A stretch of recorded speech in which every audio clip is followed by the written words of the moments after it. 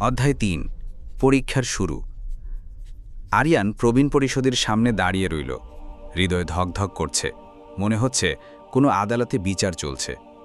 প্রধান প্রবীণ ধীর কণ্ঠে বললেন, যদি তুমি সত্যি নির্দোষ হও তবে আমাদের ৩টি পরীক্ষায় উত্তীর্ণ হতে হবে।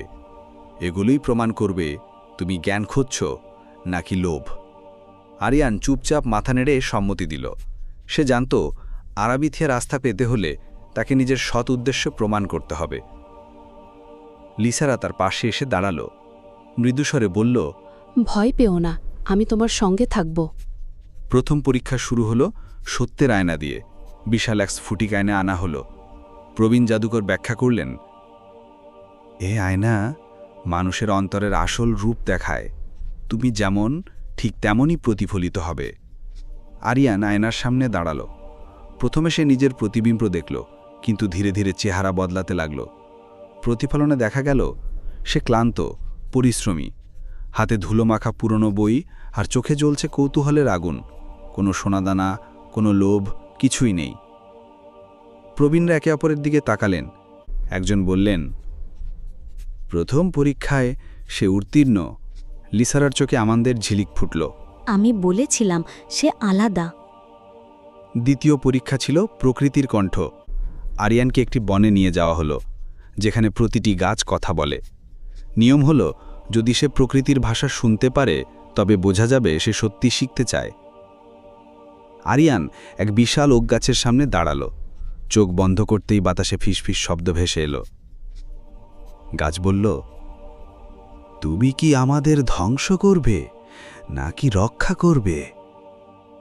আরিয়ান শান্ত কণ্ঠে উত্তর দিল, আমি তোমাদের রক্ষা করতে চাই, কারণ তোমাদের ছাড়া আমাদের পৃথিবী কখনো টিকে থাকতে পারবে না।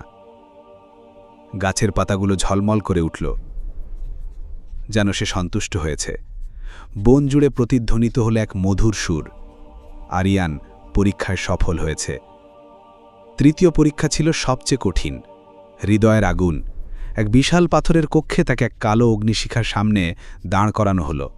এই আগুন মানুষের মনের সবচেয়ে লুকানো ইচ্ছাকে প্রকাশ করে। যদি সেই ইচ্ছা পবিত্র হয়, আগুন শান্ত হবে। যদি তার লোভী হয়, আগুন তাকে গ্রাস করবে। আরিয়ান চোখ বন্ধ করল। মনে ভেসে উঠল তার স্বপ্ন।